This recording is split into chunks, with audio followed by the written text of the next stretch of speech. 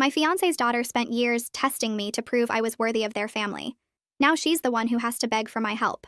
When I started dating Paul, he was upfront about having a 16-year-old daughter named Ashley, who was protective of him after her mom left. I understood and took things slow, letting Ashley set the pace for our relationship. For the first year, everything seemed fine. Ashley was polite if distant, and I respected her boundaries. When Paul proposed after 2 years, Ashley said she was happy for us, but needed to make sure I was worthy of being her stepmother. I thought she meant she wanted to spend more time together, get to know me better. I didn't realize she meant actual tests with scores and consequences. The first test happened the week after our engagement. Ashley handed me a 20-page questionnaire about Paul's life.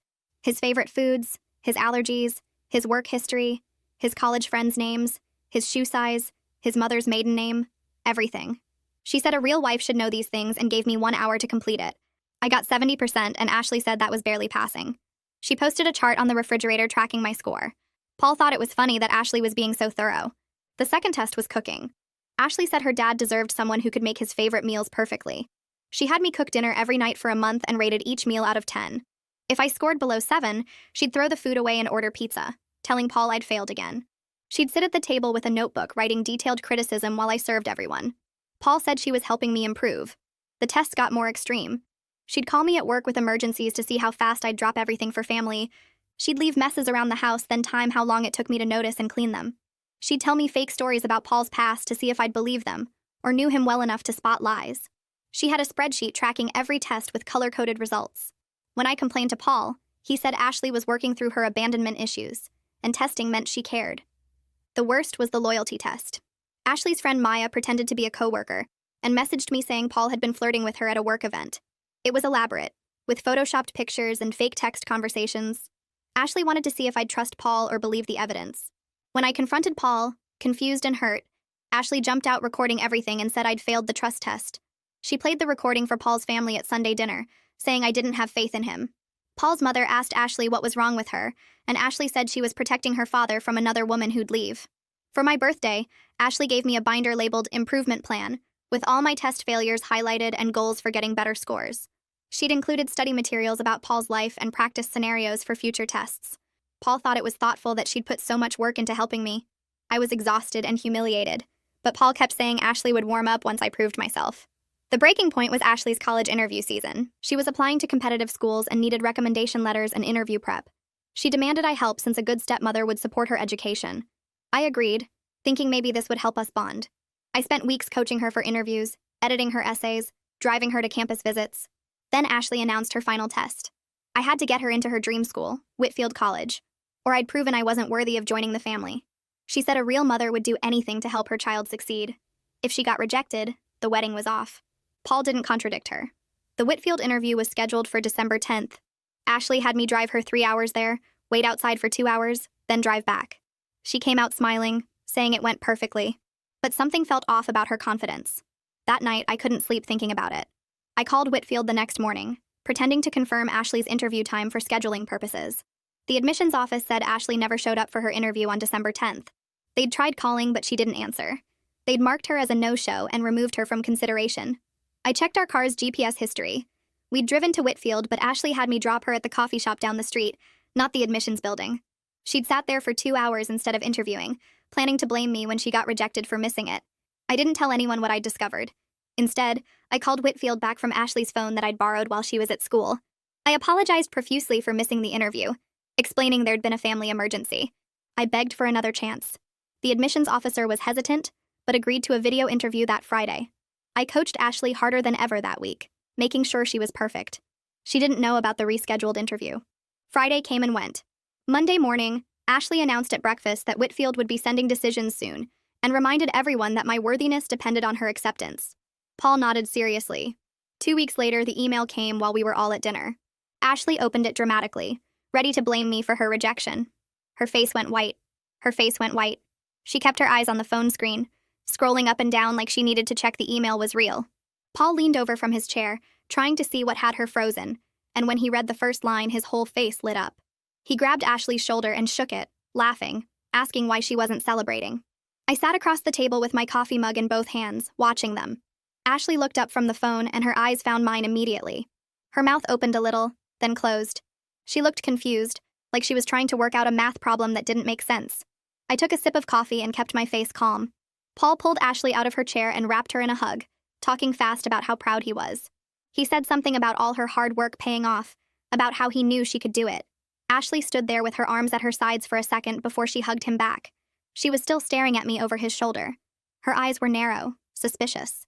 I smiled and said congratulations, keeping my voice warm and genuine. Paul finally let her go, and she looked down at her phone again, reading the email one more time. She opened her mouth like she wanted to say something, then closed it.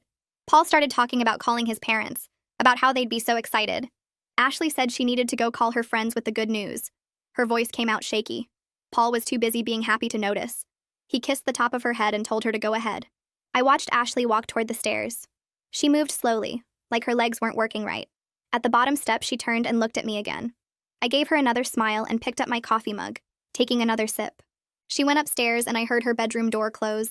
Paul was already pulling out his phone, scrolling through his contacts. I stood up and started clearing the breakfast dishes from the table. The plates clinked together as I stacked them. Paul didn't notice me moving around. He was too busy calling his mother. I could hear him talking as I walked to the sink, his voice loud and excited. He said Ashley got into her dream school. He said she worked so hard for it. He didn't mention me at all. I turned on the water and started rinsing the plates. Paul talked for 10 minutes, then called his brother. Same conversation, same excitement. I loaded the dishwasher and wiped down the counters. He never once mentioned that Ashley had told him the wedding was off if she got rejected. Never brought up how this acceptance was supposed to be my final test. I finished cleaning and poured myself more coffee. Paul was still on the phone, now talking to his father. I leaned against the counter and listened to him brag about his brilliant daughter. The word brilliant came up 3 times. The phrase so proud came up 5 times. My name didn't come up once. After an hour, he finally put his phone down. He looked at me and smiled big, like he wanted me to share his happiness. I smiled back and said it was wonderful news.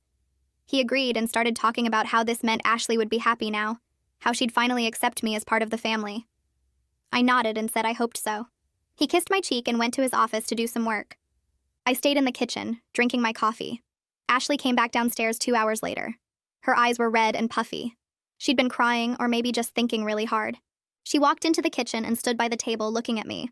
I was reading something on my phone, acting normal. She asked if I knew about the acceptance already. Her voice was tight, controlled.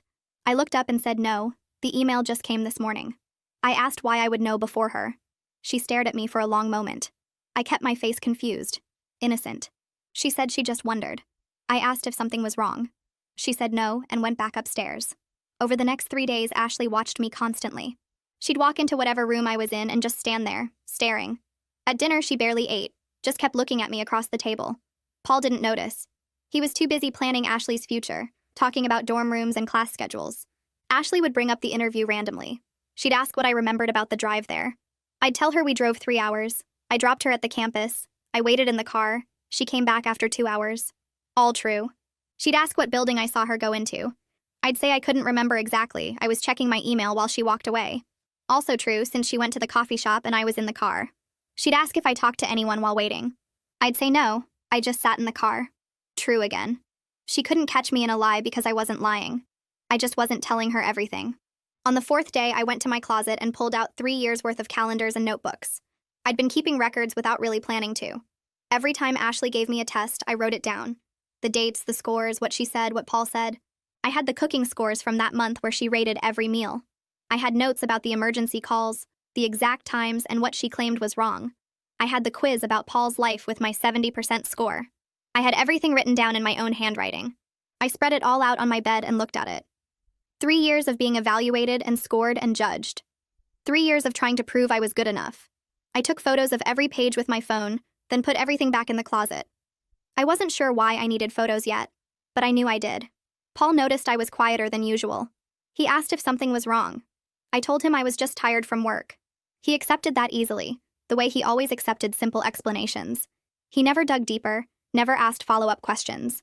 He just nodded and went back to whatever he was doing. I realized he'd been doing that for 3 years, taking the easy answer so he didn't have to look at anything complicated. Tuesday morning, Paul left for work early. I was in the kitchen making coffee when Ashley came downstairs. She didn't say good morning. She walked right up to me and asked if I called the school. Her voice shook. I turned to look at her and asked what she meant. She said, "Whitfield, did I call them?"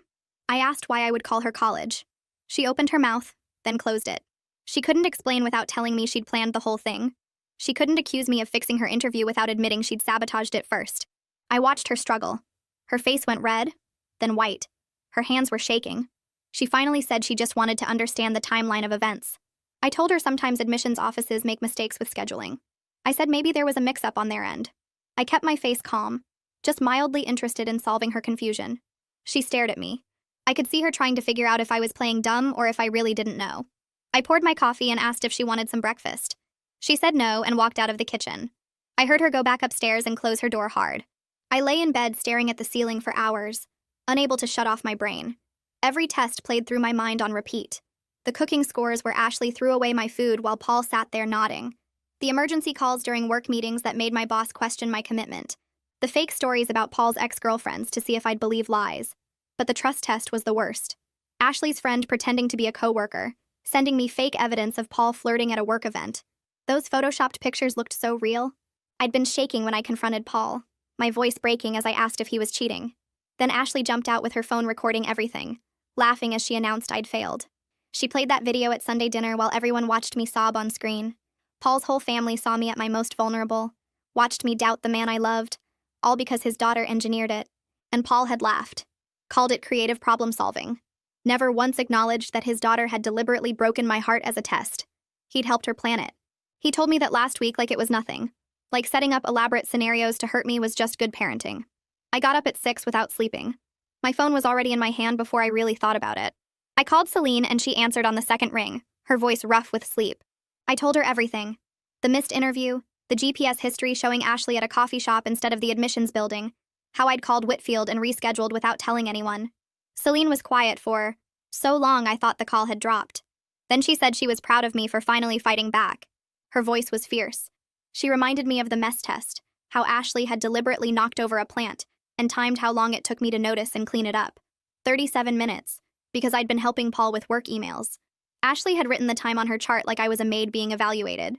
Paul had been watching football the whole time, not helping, just letting his daughter treat me like hired staff in my own home. Ashley started acting different the next day. She smiled at me over breakfast and asked if I wanted coffee. Her voice was sweet, concerned. She offered to help make dinner that night, something she'd never done without it being a test. She asked about my day at work with this fake interest that made my skin crawl. The testing had been awful, but at least it was honest. This niceness was worse because I could see her brain working behind her eyes, trying to figure out what I knew. She kept bringing up Whitfield casually, mentioning how surprised she was by the acceptance, asking if I thought admissions offices ever made mistakes. I just smiled and said sometimes things work out in unexpected ways. She stared at me like she was trying to read my thoughts. Paul's mom called on Thursday while I was at work. I stepped outside to take it. She wanted to congratulate Ashley and said how relieved she was that all that testing nonsense was finally over. I stopped walking, asked her what she meant. There was a pause. Then she admitted she'd always thought Ashley's behavior was concerning. She'd told Paul multiple times that the tests were unhealthy, that making me prove myself constantly wasn't normal family bonding. Paul had insisted it was healthy boundary setting, that Ashley needed to protect herself after her mom left. This was the first time anyone in Paul's family had said out loud that something was wrong. 3 years of tests and humiliation, and Paul's own mother had known it wasn't okay. She'd just never said anything to me. Catherine suggested we meet for coffee. Just the two of us. I agreed, and we met Saturday morning at a place near her house. She hugged me when I arrived, and I almost started crying right there. She told me she was worried about how much I'd changed since the engagement. She said I used to laugh more, seem lighter, like I enjoyed life. Now I looked tired all the time, stressed, like I was constantly waiting for the next test. I hadn't noticed. I'd been so focused on passing Ashley's evaluations that I stopped paying attention to myself. I'd lost weight, stopped seeing my friends as much, gave up hobbies because Ashley needed help with college applications, or Paul wanted me home for family dinners. I'd been shrinking myself to fit into their family and didn't even realize how much of me had disappeared. Ashley announced Monday night that she needed help with scholarship applications. She had a stack of them on the kitchen table when I got home from work. She handed me a timeline with deadlines highlighted, told me which nights I needed to be available to edit essays. Not asked. Told. Like I was her employee and she was setting my schedule. I agreed because I wanted to see where this went. But this time I noticed everything. The way she phrased things as demands. The expectation that my time belonged to her. The assumption that I'd drop everything to help without question. She acted like my help was owed to her. Like I existed to serve her needs. We worked on essays Wednesday night. Ashley's laptop was open on the table between us. She got up to get water and her screen was still lit. I saw a group chat open, messages scrolling. My name caught my eye. I leaned forward and read fast. Ashley's friends were talking about me. One message called me desperate and pathetic.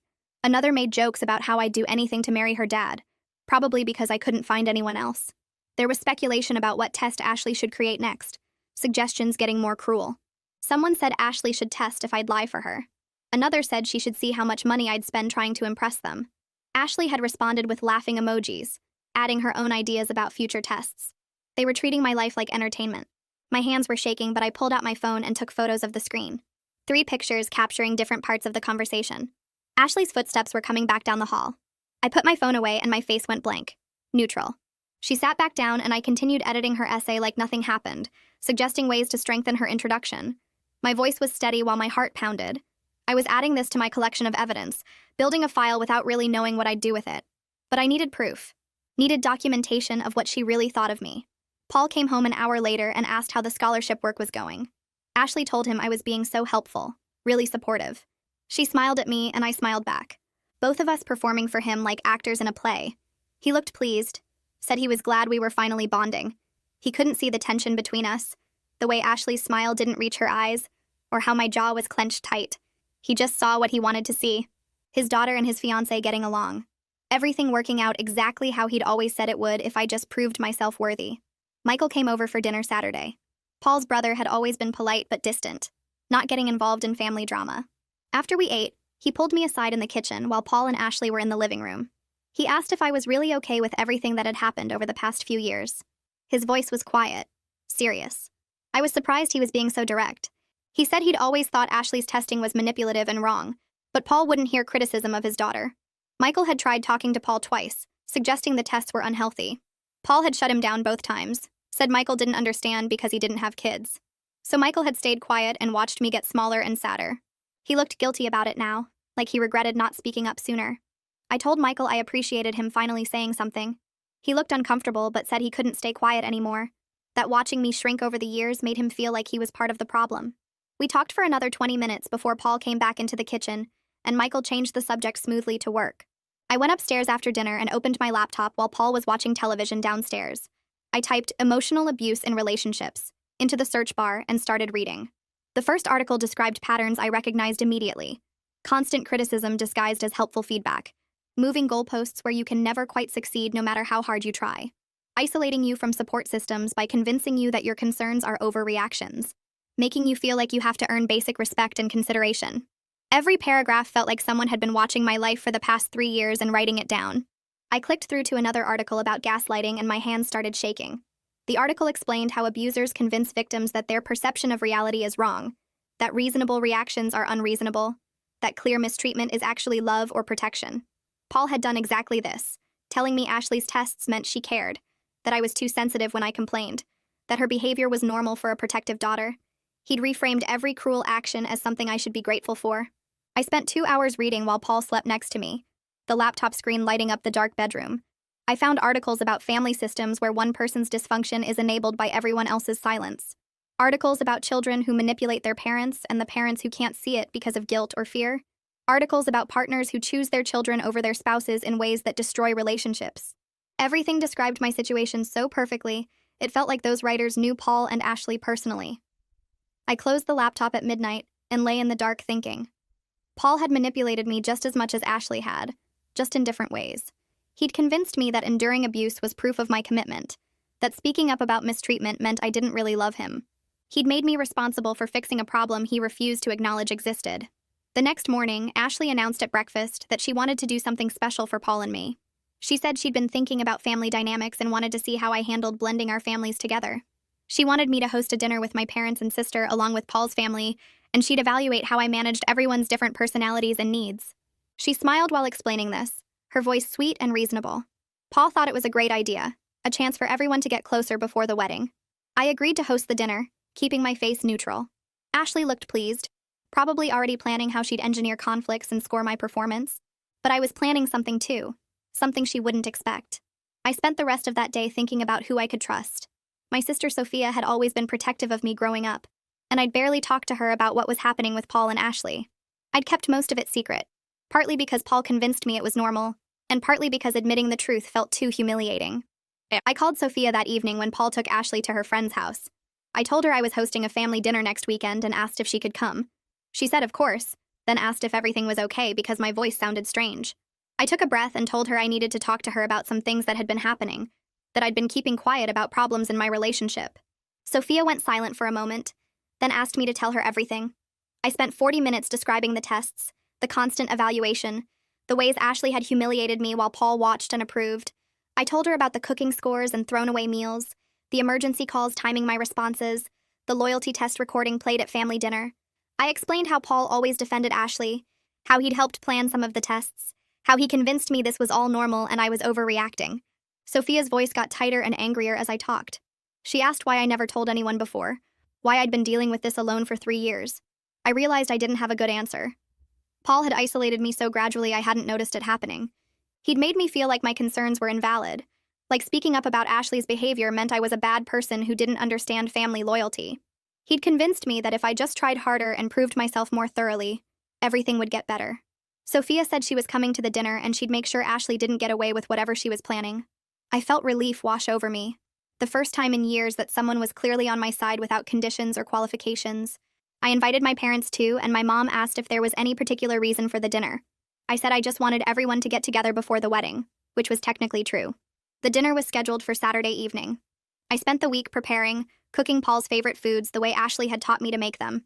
Ashley watched me work in the kitchen Friday night, taking notes in her little book. She asked questions about the menu and how I planned to seat everyone, clearly already scoring me on decisions I hadn't even made yet. Paul seemed excited about the dinner, talking about how nice it would be to have both families together. Saturday came and everyone arrived within 20 minutes of each other. My parents hugged me and Sophia gave me a long, hard look that said she was watching everything carefully. Paul's parents arrived next and Michael came with them. Ashley greeted everyone with perfect politeness, playing the role of sweet stepdaughter. We sat down to eat and I watched Ashley start her work. She asked my mom about her job, then mentioned something Paul had told her about my mom's career struggles when I was young. My mom looked surprised that Ashley knew those details, and Ashley smiled, saying a good family shares everything. Then she turned to my dad and asked about his health, bringing up a heart condition he'd had 10 years ago in a way that made it sound current and serious. Paul's parents looked concerned, and my dad had to explain it was old news and he was fine now. Ashley was creating worry and confusion, making my family look either secretive or dramatic depending on how they responded. Sophia caught what was happening immediately. She smoothly changed the subject, asking Paul's father about his woodworking hobby and getting him talking about a project. Ashley tried to interrupt twice, but Sophia kept redirecting, protecting the conversation from Ashley's attempts to derail it. I watched my sister work and felt grateful in a way I hadn't felt in years. She was doing for me what Paul should have been doing, recognizing manipulation and shutting it down instead of enabling it. Ashley shifted tactics, asking my sister about her divorce in a sympathetic voice that somehow made it sound shameful. Sophia smiled and said her divorce was the best decision she ever made, that leaving a bad situation took courage. She looked directly at me while saying it, and I knew she was sending me a message. Ashley's face tightened slightly, but she kept smiling. The dinner continued with Ashley making subtle digs and Sophia deflecting them. My parents started noticing the pattern, the way Ashley would ask seemingly innocent questions designed to expose problems or create tension. Paul didn't see any of it, laughing and talking like everything was going great. Michael noticed, though, and I caught him watching Ashley with a frown several times. After everyone left, Paul put his arm around me and said the dinner went really well. He thought both families got along great, and Ashley seemed impressed with how I handled everything. I asked him if he noticed Ashley trying to start arguments or make people uncomfortable. Paul looked confused, saying he didn't know what I meant. I described several specific moments, the questions about my mom's career and dad's health, the comment about Sophia's divorce.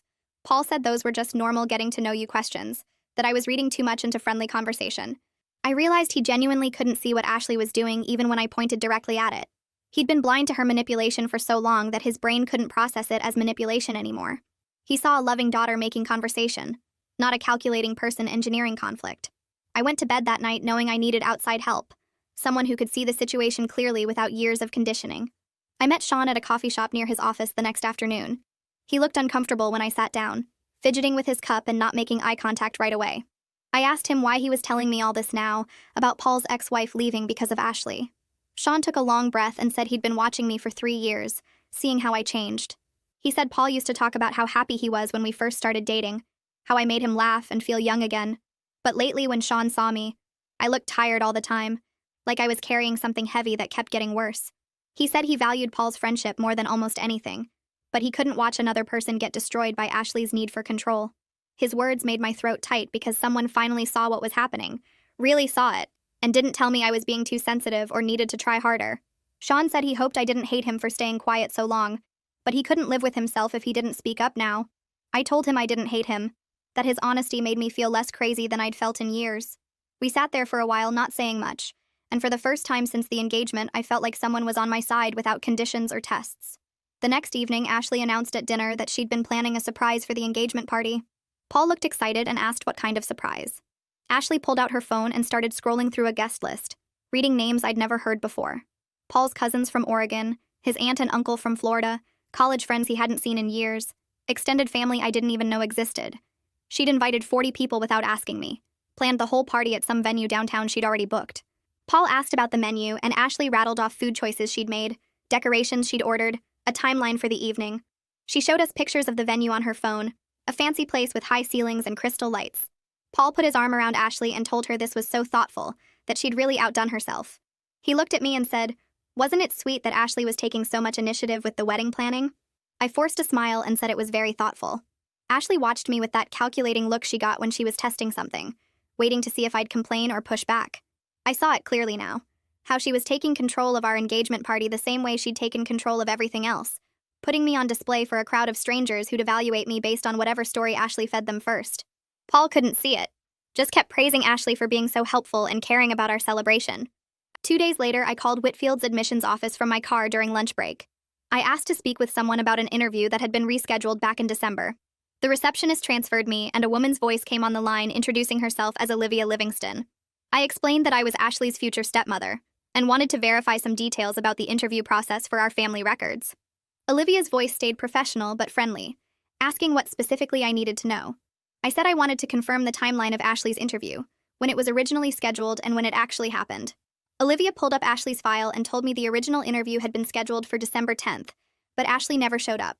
They'd marked her as a no-show and called several times but got no answer. Then someone called from Ashley's phone on December 11th apologizing and begging for another chance, explaining there'd been a family emergency. Olivia said she normally didn't reschedule no-shows, but the person on the phone had been so upset and sincere that she agreed to a video interview that Friday.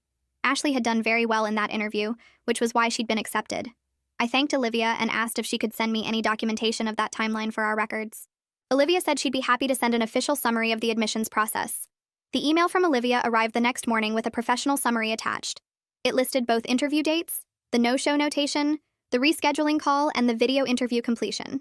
Everything was there in official Whitfield letterhead, proof that Ashley had deliberately sabotaged herself and that I'd saved her acceptance without anyone knowing. I printed 3 copies and put them in my folder with all the other documentation. This was the final piece of evidence I needed. The thing that would prove Ashley's manipulation wasn't just mean behavior, but calculated schemes designed to destroy me. I sat at my desk staring at the email, thinking about how Ashley had planned to blame me for missing an interview she never intended to attend. She would have stood in front of Paul and his family and said I'd failed her, that I wasn't worthy of joining their family, all while knowing she'd sabotaged herself. The cruelty of it made my hands shake. That weekend, Paul mentioned casually over breakfast that he'd been thinking about some of Ashley's tests. I looked up from my coffee and he was smiling like he was remembering something funny. He said he knew about some of the more elaborate ones, like that trust test with the fake coworker. My stomach dropped and I asked what he meant by knew about them. Paul said he'd actually helped Ashley plan that one because he wanted to see how I'd react under pressure, if I'd trust him or believe fake evidence. He laughed a little and said Ashley had been so creative with those photoshopped pictures. The way he talked about it was so casual, like he was describing a harmless prank instead of a cruel setup that left me crying in front of his whole family. I felt something crack inside my chest, some last piece of hope I'd been holding onto that Paul had been blind to what Ashley was doing. He'd known, he'd participated, he'd watched me break down and thought it was reasonable. I put my coffee down carefully and asked Paul what other tests he knew about. He thought for a moment and started listing them like he was recounting fond memories. The timed emergency calls where Ashley would fake crises to see how fast I'd drop everything, he'd suggested that one. Some of the household mess scenarios where she'd deliberately make disasters for me to clean up. He'd known about those and thought they were good practice for family life. The questionnaire about his life, he'd helped Ashley write some of the questions. He said he'd been protecting his daughter and teaching me to be a better partner at the same time. His voice was calm and matter-of-fact, like this was completely normal behavior. He genuinely believed he'd done nothing wrong, that this was reasonable vetting for someone joining their family. I asked him if he thought it was okay to engineer situations designed to make me fail and cry. Paul looked confused and said he never wanted me to fail. He just wanted to make sure I was strong enough to handle their family dynamics. He said Ashley had been through so much with her mom leaving, and he needed to know I wouldn't abandon them too. That night, I packed a bag while Paul was watching television downstairs. I moved quietly, taking clothes and toiletries and my folder of documentation. When I came down with my bag, Paul looked up surprised and asked where I was going. I told him I needed a few days at Celine's to think about some things. His face shifted from surprise to confusion to hurt. He asked what he did wrong, why I was leaving so suddenly. I said I needed space to process everything that had happened, that I couldn't think clearly while living in his house under Ashley's constant evaluation. Paul stood up and said we could talk about whatever was bothering me, that leaving wasn't necessary. I told him it was necessary for me, that I needed time away to figure out what I wanted. He asked how long I'd be gone, and I said I didn't know yet. Ashley appeared at the top of the stairs, watching us with those calculating eyes. She asked if everything was okay, and I said it was fine. I just needed some time to myself. Paul reluctantly agreed to let me go, though he looked hurt and confused.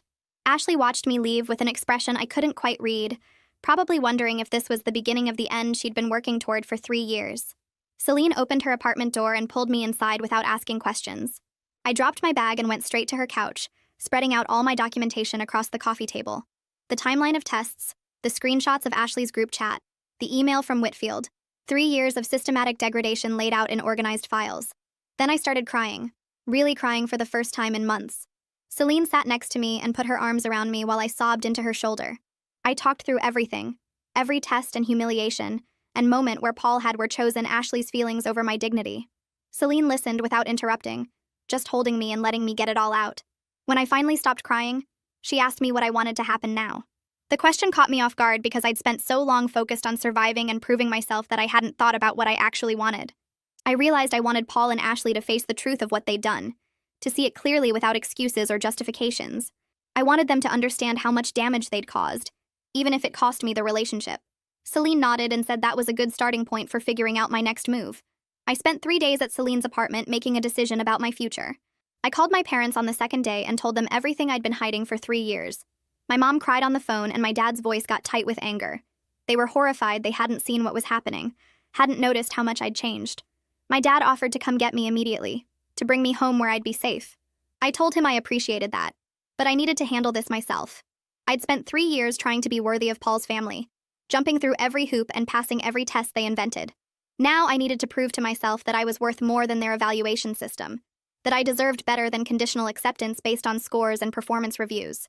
My mom asked if I was going to break up with Paul, and I said I didn't know yet, that I needed to see if he was capable of understanding what he'd done. She said she'd support whatever I decided, but that she hoped I'd choose myself for once. Her words stayed with me for the rest of the day. Paul called multiple times asking when I was coming home. I listened to his voicemails pile up, his tone shifting from confused to annoyed to worried. The first messages were casual, asking if I was feeling better and when I'd be back. Then they got frustrated, saying he didn't understand why I was being so dramatic about needing space. By the third day, his voice sounded genuinely worried, asking if he'd done something specific to upset me and begging me to just talk to him. I didn't answer most of the calls, just let them go to voicemail while I sat on Celine's couch thinking. Ashley texted me once on the second day asking if this was about the engagement party planning. She said she could include me more in decisions if I was feeling left out, that she didn't mean to take over completely. Her message showed she had no idea what was actually wrong, no understanding that the problem went deeper than party planning. She thought I was upset about not being consulted on decorations and venues, completely missing that I was done being tested and evaluated and controlled.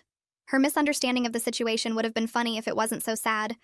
This girl who'd spent 3 years analyzing my every move couldn't see that she'd finally pushed me too far. I drove back to the house on Thursday afternoon, my car loaded with the bag I'd packed at Celine's and a folder of printed documents sitting on the passenger seat. Paul's truck was in the driveway when I pulled up, and I saw him appear at the front door before I'd even turned off the engine. He hurried down the steps toward me, his face showing relief mixed with worry. He reached for my bag, but I held onto it, needing to carry my own things after 3 days of thinking about what I was carrying emotionally. We walked inside together, and I set my bag down in the entryway, turning to face him in the living room where everything looked exactly the same as when I'd left. Paul started talking immediately, asking if I was okay and saying he'd been worried sick. I held up my hand and told him we needed to have a serious conversation, my voice calm and steady in a way it hadn't been in years. He nodded quickly, relief flooding his features at the prospect of fixing whatever was wrong. I told him I wanted to have a family meeting with him, Ashley, and his parents present to talk about some things before the wedding. His eyebrows drew together in confusion, and he asked what kind of things. I said we needed to discuss our family dynamics honestly, all of us together in one room. He agreed immediately, probably thinking I wanted to clear the air about wedding planning or maybe address some minor tension with Ashley. He pulled out his phone right there and started texting his parents, asking about their availability for a family dinner. I watched him coordinate the meeting with the same efficiency he brought to work projects, completely unaware of what I was actually planning to say. Paul scheduled the dinner for the following Sunday at his parents' house, giving everyone a week to prepare. Ashley came home from a friend's house that evening and found me unpacking my bag in the bedroom. She stood in the doorway watching me hang up clothes, her posture tense. She asked what the family meeting was about, her voice tight with something that sounded like suspicion. I turned to face her and told her it was time we all talked honestly about our family dynamics before the wedding, that we needed to have some real conversations about how we interact with each other. Her eyes narrowed slightly, and she asked what I meant by that. I kept my tone calm and pleasant, saying just that we should all be on the same page about expectations and communication. She didn't like my calm tone. I could see it in the way her jaw tightened. She pressed for more details, but I smiled and said we'd discuss everything on Sunday when everyone was together. She left my room looking unsettled, and I heard her go downstairs to find Paul. Their voices drifted up through the floor, Ashley's higher and faster than usual, but I couldn't make out the words. I finished unpacking and laid out my folder of documentation on the closet shelf, checking that all the pages were in order. The next few days passed in careful preparation. I called Celine on Friday and asked if I could come over to practice what I was going to say. She opened her door and pulled me into a hug, then settled us both on her couch with tea. I pulled out my folder and walked through the timeline of tests, explaining how I planned to present each one. Celine listened without interrupting, her face growing more serious as I described the cooking evaluations and the loyalty test recording. She asked how I was feeling about confronting everyone, and I told her I felt strangely calm, like I'd finally found solid ground after years of shifting sand. She offered to come with me for moral support, to sit in the car outside or wait at a nearby coffee shop. I thanked her but said this was something I needed to do alone, that I needed to face Paul's family by myself to prove to myself I could. We spent 2 hours going through everything, with Celine asking questions that helped me clarify my points. She reminded me to breathe and to stick to facts rather than emotions, to present the evidence and let it speak for itself. I practiced describing each test in a calm, factual tone until the words felt natural. Before I left, I printed out extra copies of my documentation at her apartment. The timeline of tests filled 3 pages with dates and descriptions. The screenshots of Ashley's group chat messages where she mocked me to her friends printed onto 2 pages. The email from Whitfield Admissions showing the original no-show and rescheduled interview took 1 page. I put everything in a folder and drove home feeling more prepared than I'd felt in 3 years. Saturday night, the evening before the family meeting, Ashley tried one more manipulation. We were all in the living room after dinner, Paul watching television while I read a book. Ashley came and sat next to Paul on the couch, her body language small and worried. She told him she was concerned about me, that I'd seemed really unstable lately. Paul muted the television and turned to look at her with immediate concern. Ashley continued, saying maybe the wedding stress was too much for me, that I'd been acting strange since I got back from Celine's. She suggested maybe I needed to see someone professional, that she was worried about my mental health. Paul turned to look at me with worry creasing his forehead, asking if I was okay. I set down my book and met his eyes, telling him I was fine and actually feeling clearer than I had in a long time. I said I was looking forward to our family conversation tomorrow, that it would be good to have everything out in the open. Ashley's face tightened and she opened her mouth to say something else, but I smiled at her pleasantly and asked if she was nervous about the meeting. She closed her mouth and shook her head, saying she just wanted to make sure everyone was okay. I told her everyone would be fine, that honest conversations were healthy for families. Paul looked between us, clearly sensing tension, but unable to identify its source. He asked again if I was sure I was okay, and I reassured him I was perfectly fine, just ready to talk openly about some things that had been bothering me. Ashley excused herself and went upstairs, and I picked up my book again while Paul unmuted the television. Sunday morning arrived, and Ashley made one final attempt to control the situation. She came into the kitchen while I was making coffee and announced she'd been thinking about the wedding planning. She said it was clear I couldn't handle the pressure of planning everything, that I seemed overwhelmed and stressed. She framed it as concern, saying she wanted to help me by taking over the wedding planning entirely. She said she'd handle all the decisions about the venue, the flowers, the catering, everything.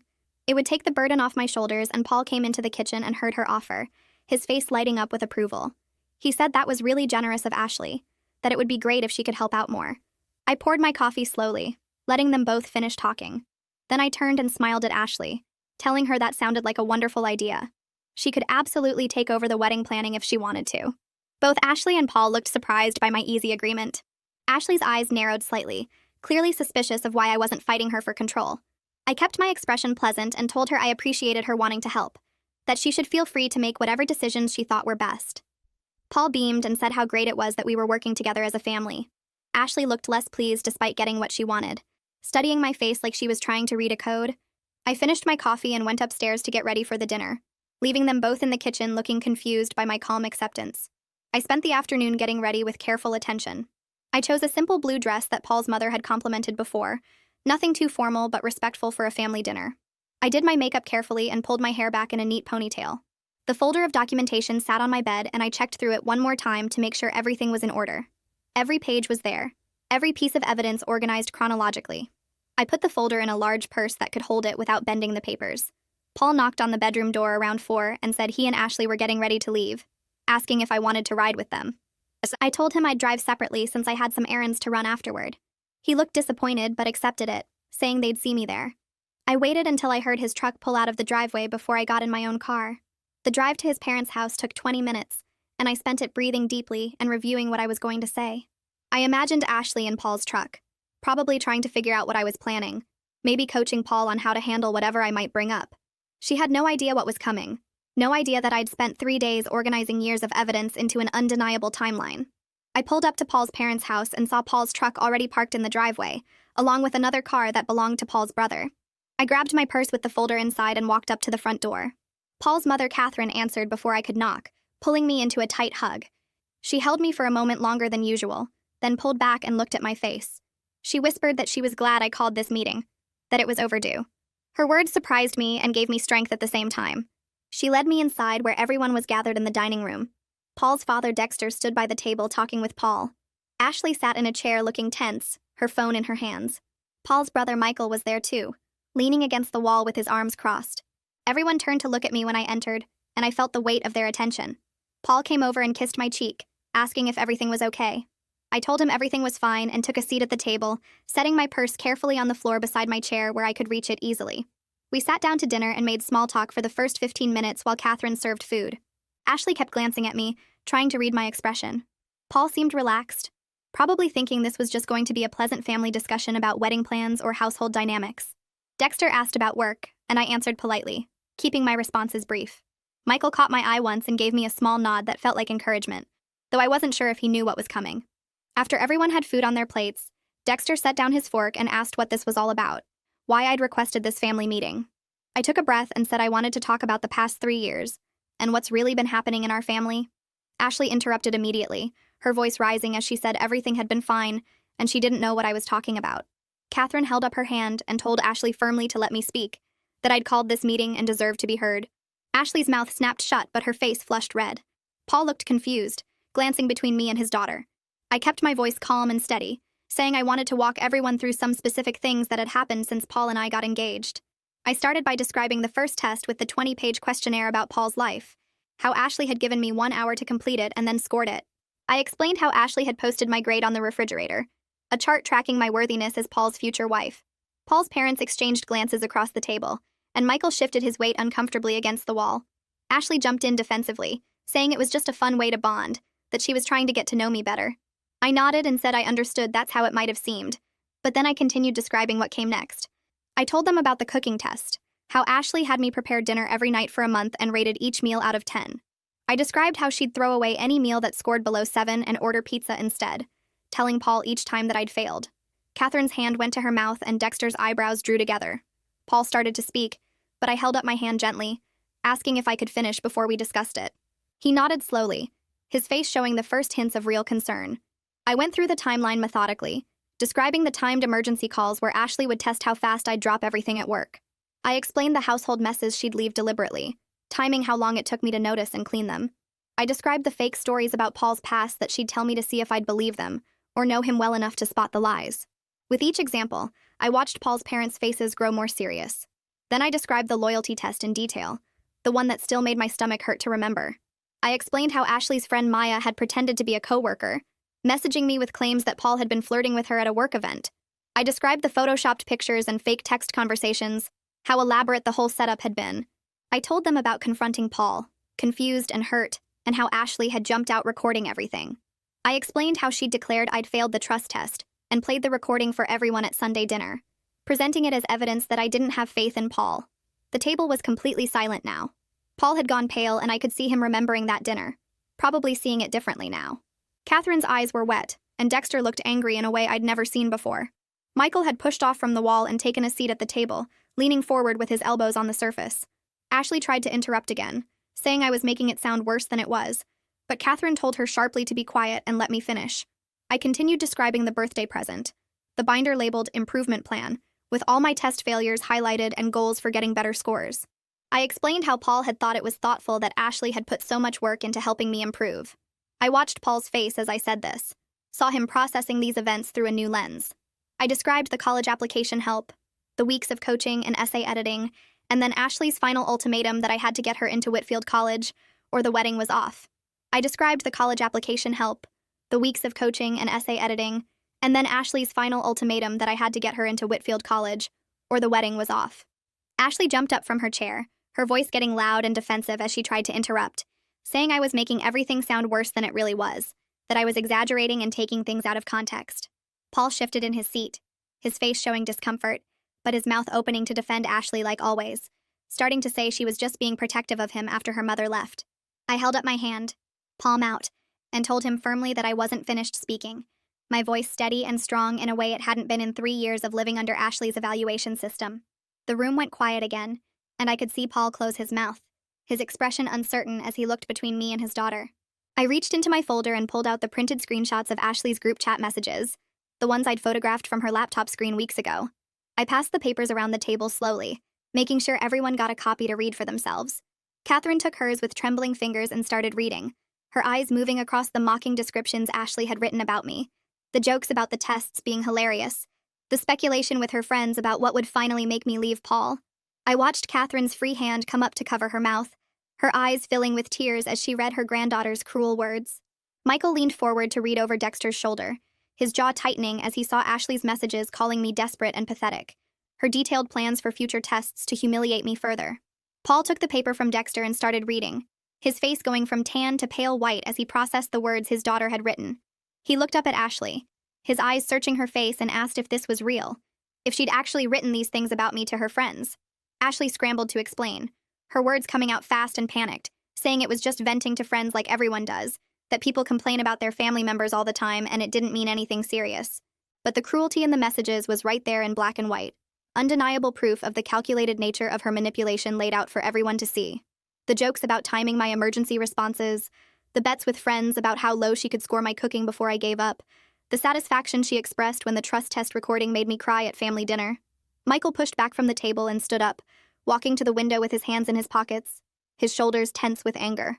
I took a breath and told them about Whitfield, about how Ashley had deliberately missed her interview on December 10th and planned to blame me for her rejection. I described calling the admissions office the next morning to confirm the appointment time, finding out Ashley had been marked as a no-show, checking our car's GPS history, and discovering she'd had me drop her at the coffee shop down the street instead of the admissions building. I explained how she'd sat there for 2 hours instead of interviewing, setting up the perfect scenario to declare I'd failed her final test when the rejection letter came. Ashley's face went from white to deep red, her hands gripping the edge of the table as she started to stand up from her chair. I kept talking, describing how I'd called Whitfield back from Ashley's phone, apologizing for the emergency that caused her to miss the interview, begging for another chance. I told them about the video interview that Friday, how I'd coached Ashley harder than ever that week to make sure she was perfect, how she'd done the interview without even knowing it had been rescheduled.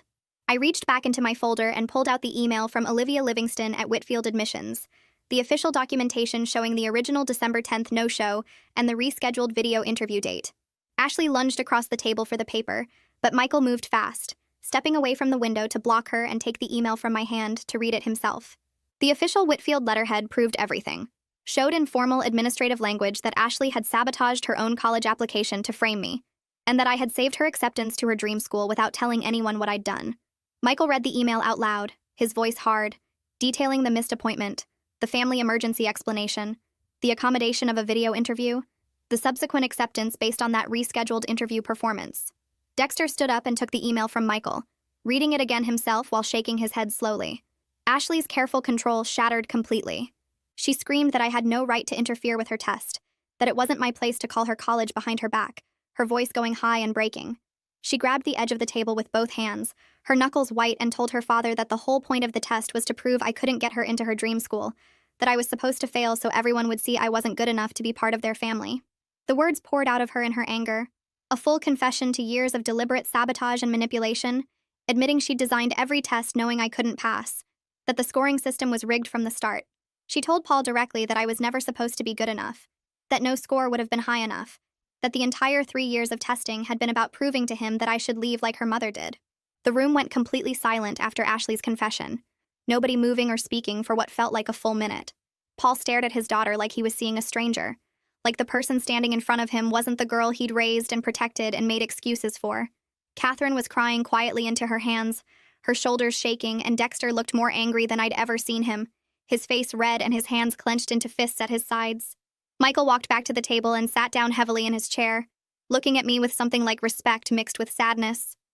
He asked me directly how long I'd known about the Whitfield situation, his voice gentle compared to the tension in the room. I told him I found out the day after the supposed interview when I called to confirm the appointment time, that I'd known for weeks that Ashley had sabotaged herself.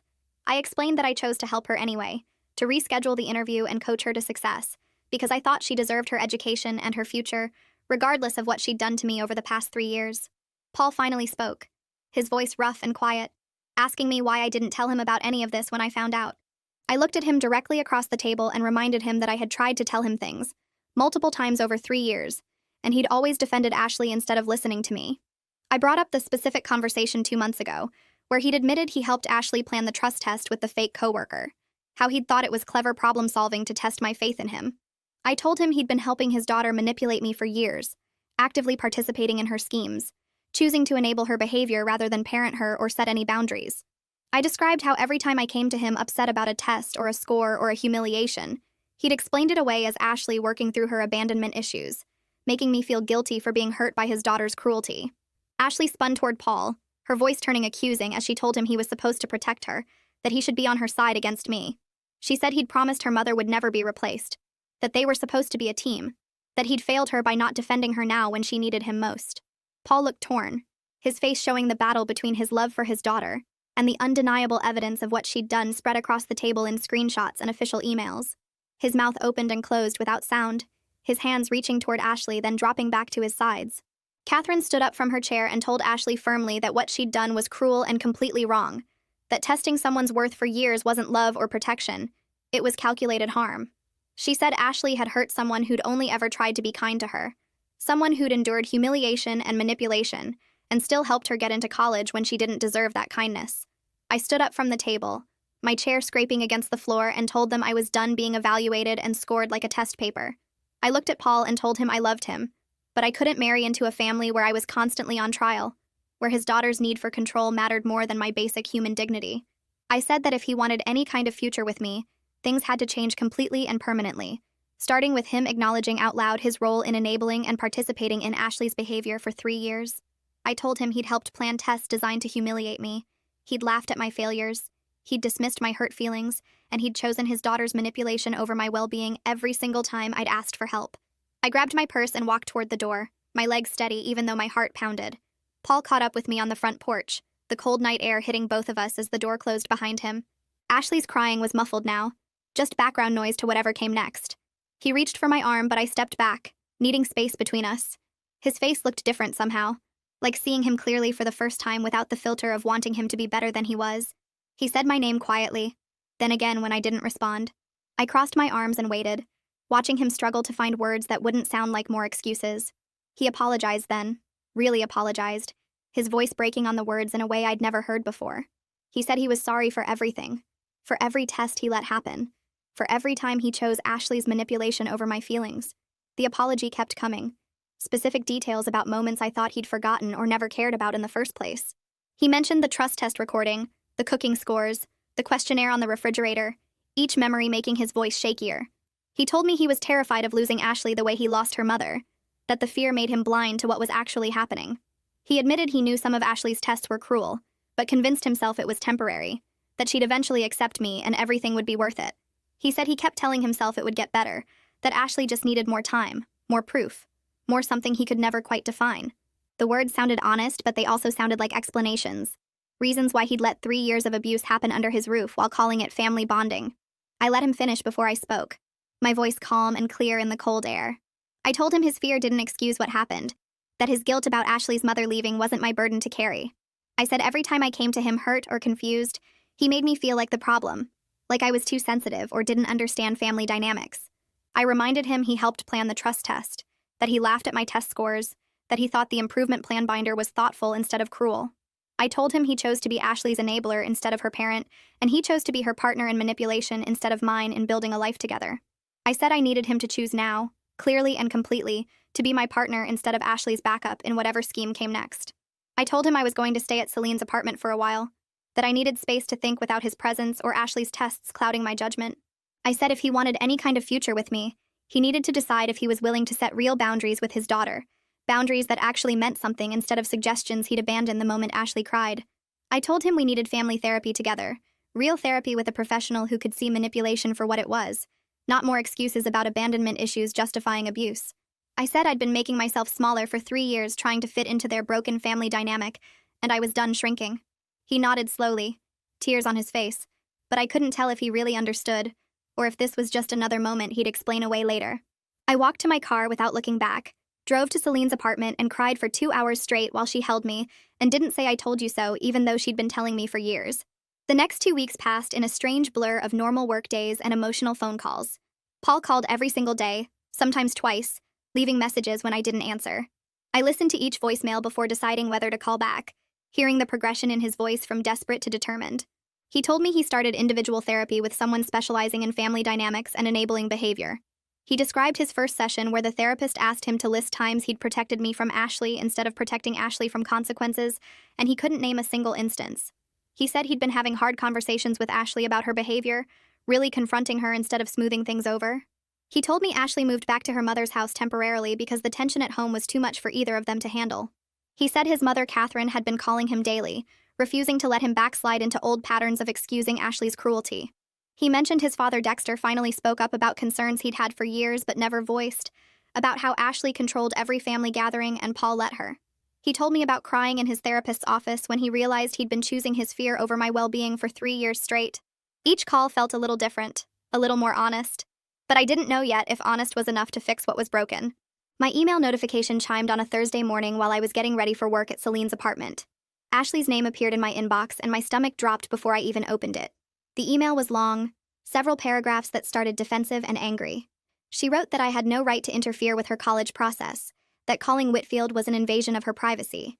She said I'd manipulated the situation to make myself look good, that I'd stolen her acceptance by rescheduling without permission. The accusations continued for 3 paragraphs, each one blaming me for different things. But then the tone shifted, the anger giving way to something that looked like actual vulnerability. She admitted she was terrified of being abandoned again, that watching her mother leave destroyed something in her she didn't know how to fix. She wrote that she tried to control everything with me because control felt safer than trust, that if she could prove I wasn't good enough then it wouldn't hurt when I eventually left. She said she understood if I never forgave her, that she'd done things that couldn't be taken back or explained away. She told me she was starting therapy to work on her fear and manipulation, that her mother insisted on it as a condition of living there. The apology wasn't perfect, still had defensive moments and justifications mixed in, but it felt real in a way nothing from Ashley ever had before. I read it 3 times before closing my laptop, not ready to respond, but not ready to delete it either. Paul asked me to meet him for coffee the following week, and I agreed, choosing a neutral cafe neither of us had been to before. He arrived early and stood when I walked in, his face hopeful and scared at the same time. We ordered drinks and sat by the window, the afternoon sun making everything feel too bright and exposed. He told me he was committed to changing, that his therapist was helping him see patterns he'd been blind to for years. He said he was horrified by what he'd allowed to happen, by how many times he'd dismissed my pain or laughed at my humiliation. He described watching the video his mother took of the family dinner confrontation, seeing Ashley's confession and his own torn expression, understanding finally how much damage his enabling had caused. He told me he wanted to marry me, but understood if I needed more time or if I decided I couldn't. He said he wasn't pressuring me or trying to rush my decision, just being honest about his feelings and his commitment to doing better. He showed me a list his therapist had him make of specific boundaries he needed to set with Ashley, concrete actions instead of vague promises. He asked if I'd be willing to try couples therapy together, to work through everything with professional help instead of just hoping things improved. His hands shook slightly holding his coffee cup, and I realized he was genuinely afraid of losing me. Not just afraid of being alone, but specifically afraid of losing what we could have been if he'd chosen differently 3 years ago. I'm still staying at Celine's apartment, my clothes in her guest room, my routine adjusted to someone else's space. Paul and I talk regularly now. Careful conversations where we're both trying to be honest instead of just trying to win. We started couples therapy last week, sitting in uncomfortable chairs while a patient woman asked us questions that made both of us squirm. Paul is following through on boundaries with Ashley, telling her no when she tries to dictate terms for their relationship, insisting she respect both of us if she wants him in her life. Ashley is still at her mother's house, working with her own therapist, sending occasional emails that are getting slightly less defensive each time. I don't know yet if the relationship is salvageable, if 3 years of damage can be undone, or if we're just delaying an inevitable ending. Some days I think about the life we could have if Paul really changes, if Ashley really grows, if we could build something healthy from these broken pieces. Other days I think about how much easier it would be to start over with someone who never made me feel like I needed to earn basic respect. But for the first time in 3 years, I'm making decisions based on what I need instead of what I need to prove. I'm learning to value myself again, to recognize that love shouldn't require passing tests or accepting cruelty disguised as protection. I'm figuring out what I actually want instead of just trying to survive what someone else demands. Whether or not Paul and I end up together, whether Ashley ever truly understands the harm she caused, I'm choosing myself now. That choice feels powerful in a way nothing has felt in years, like reclaiming something I didn't realize I'd lost until I started finding it again.